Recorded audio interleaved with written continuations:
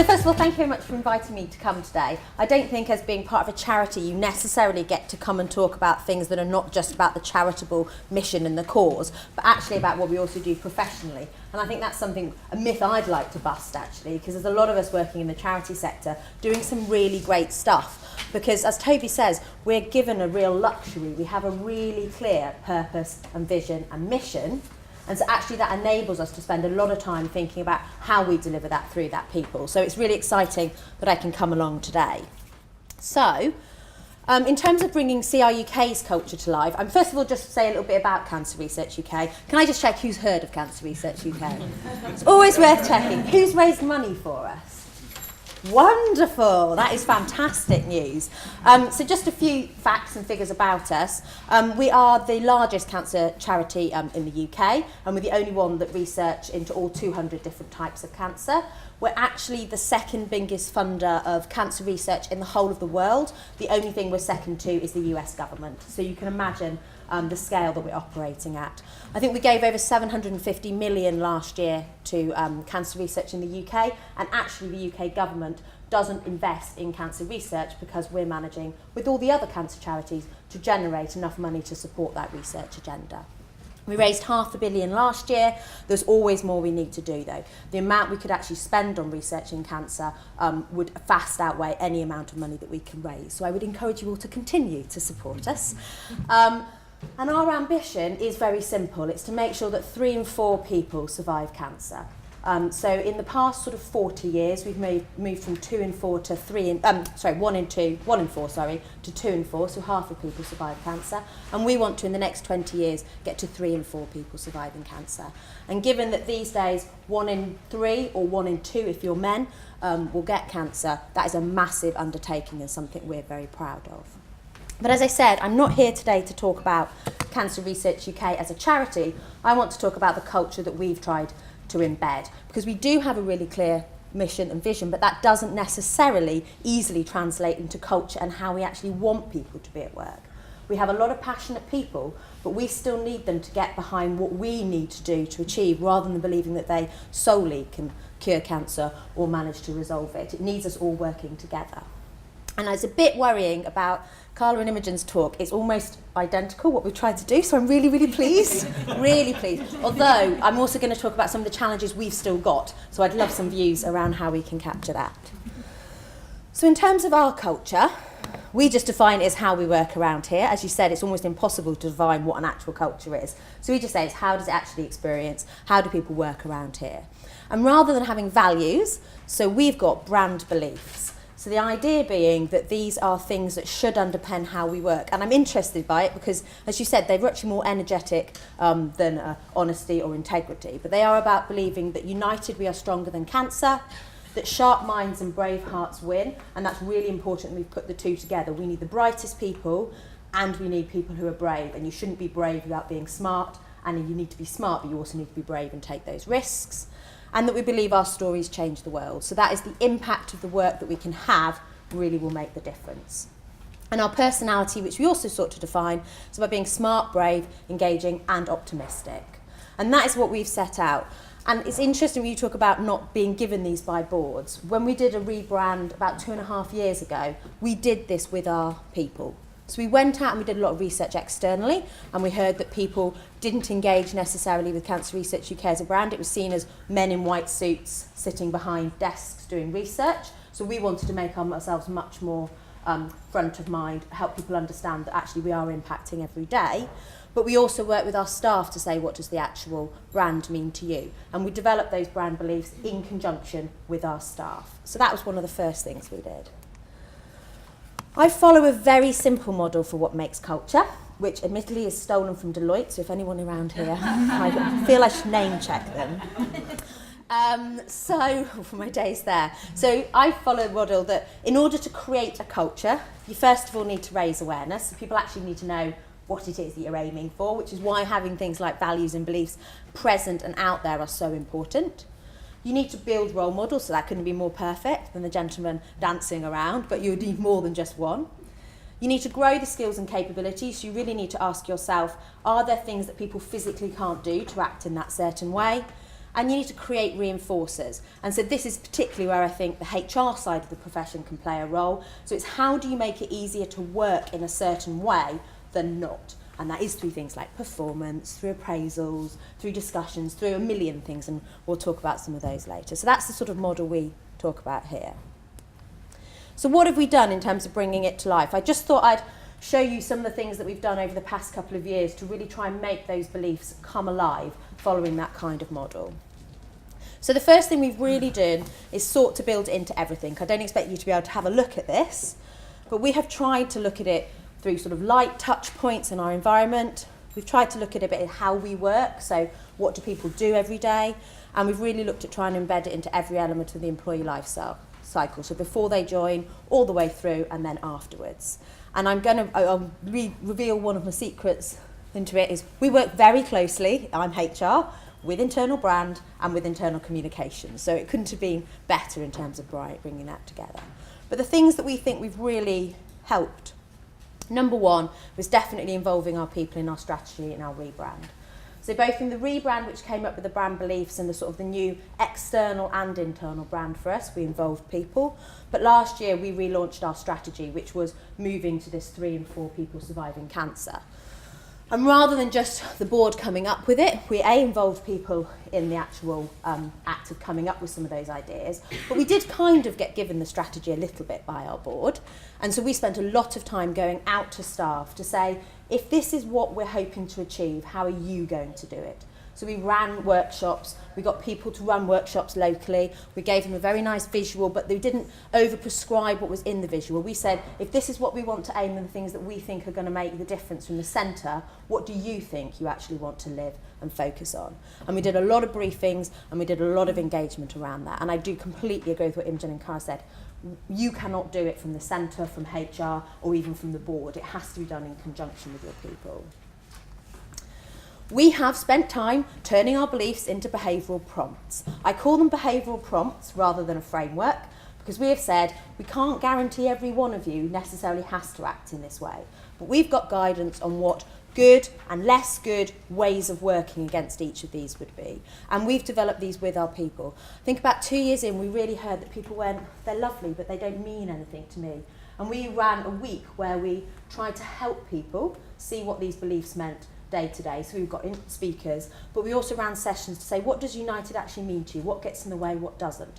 And that is what has given us a set of behavioural prompts. We now have a bit of a battle of getting it into performance, but we'll worry about that one next. At least we've got a starter for it. One of the things that I think I'm most proud of is launching a recognition scheme across the charity. So I don't know who has recognition schemes. Probably many of you who work privately perhaps already have them, but certainly most charities I've heard of have never done a recognition scheme. The first view is how on earth can we have a recognition scheme? How on earth can we give our people money that's been raised? So we give the smallest amount of recognition to people. So I think it's £10. But what we have done is we've really linked it into our values. So we've created categories that are based around our values and our brand beliefs. And we've really pushed out the experience of it. So people nominate at any grade, you get emails, we do an annual awards where our whole board turns up and celebrates those people who have really demonstrated those values day to day. And actually, for the amount of money we've invested and the response we've had, it's tremendous. Our first year when we launched it last year, we had 350 nominations. And we've had over half of our staff either nominated or receiving award in just 1 year. So we really feel we've tapped into something there. And the best thing is, it's allowed us to say, what does United Strength look like? Because we have real examples now. It's not what I think it is, it's what people are actually doing out there in the business. We've really focused on creating a buzz. And that's sort of, there's a lot of things there, but buzz is a word we use quite a lot. It is that feeling of what does it feel like every day when we come to work. So we have a lot of people working regionally. Whilst we have about 1,500 staff based in central London, we have about 2,000 staff spread all the way across the UK running our shops and various research centres and research engagement. And so we've really made a push around getting roadshows and getting leadership and getting our scientists and getting people out there.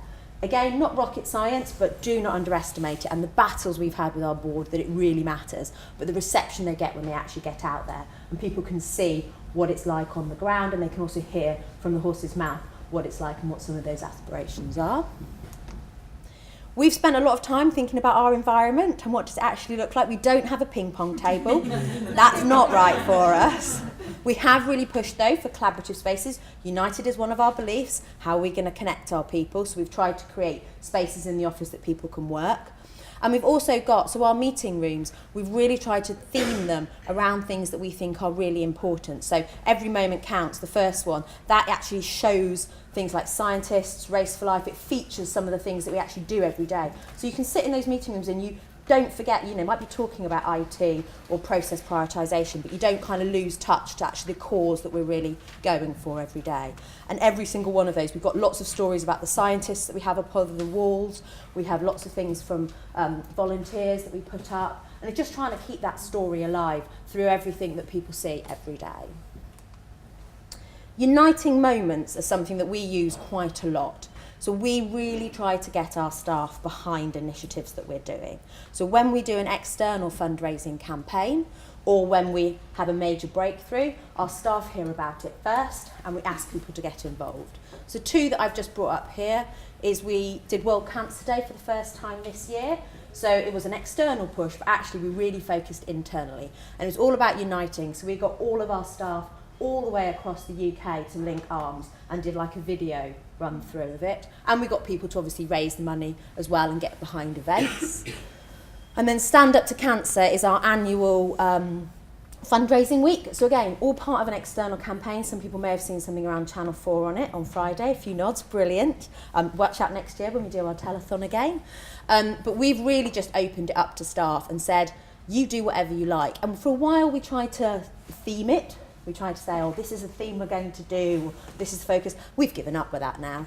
We're just saying, go for it. Doesn't really matter what you want to do. So this year, it was last week, we've had, HR did buy a lion, so for 20 quid, you could buy a lion anytime you wanted to do it, which is, it went down really, really well, really well. I'm actually thinking of nicking it and putting it into our recognition programme now. Our board served afternoon tea, so you could book into that. We did quizzes, we did bakes, we did dress up for Charity Shop Tuesday. That's a great way to raise money. So we bought clothes from cancer research shops, paid for the privilege of dressing up, paid more for the privilege of not dressing up, and then gave it back to Cancer Research UK shop. So what more do we need? And we raised £60,000, which is incredible, to be honest. And all of these things, we try to have like at least 4 or 5 touch points through the year that just remind people about why we're actually here, rather than just remembering we've got a job every day.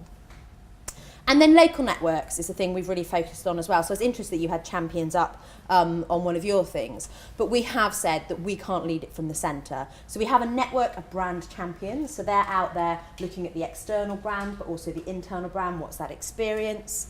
We've got comms champions. We've got the bags, which really make me laugh because that's a group of us at a head level. We are all female, which is worrying. So we're bags. And we just try to keep asking ourselves the question of, are we making it real and are we doing things that actually add value? And we're quite open to each other to say, you know what, this initiative's not working, or we've heard from people that it's not really resonating. So just trying to keep that focus. And we're about to launch a new, we're launching a sort of a Fit for the Future change programme, and we'll have a culture club, so a group of people out in the business who we're really saying, if these are the cultural shifts that we want to make, you spend time running workshops with your team to tell them what it is, and you work together to work out actually what that behaviour looks like, rather than us telling you it from the centre. So those, I think, are some of the things and the highlights I'd pull out that fit from any of the themes. So I just thought we'd help talk about challenges, because it definitely is not easy, and it still isn't easy.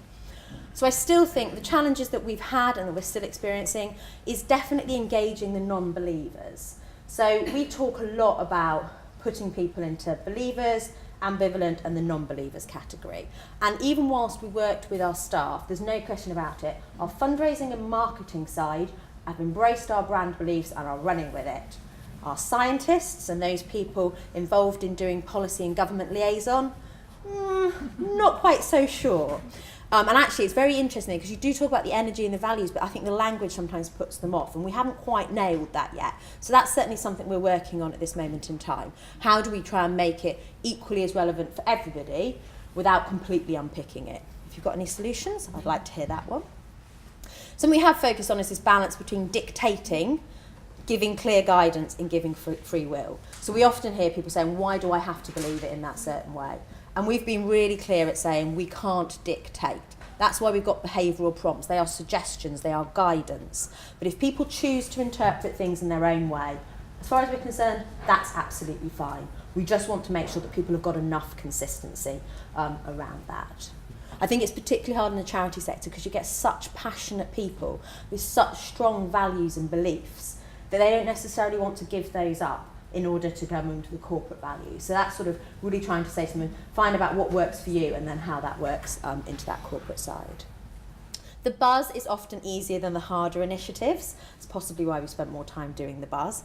They're nice and easier. The harder ones, the reinforcers, getting into performance management, thinking about how it reflects into processes, thinking about what does united mean when we make decisions. That is tougher, and we've really had to stop and sort of think about that. And as a team, we try and sit down and say, let's do one initiative that's harder and like 2 buzz ones. And that kind of keeps us motivated as much as anybody else.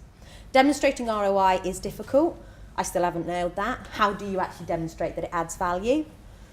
And then struggling to take it external. So we've got a really clear brand externally. We've got our internal values. We're still trying to work with the organisation. The fundraising and marketing team use it externally with volunteers. That's working great. But how does it work with our scientific community? How does it work with policy government? We're still focusing a bit on that one.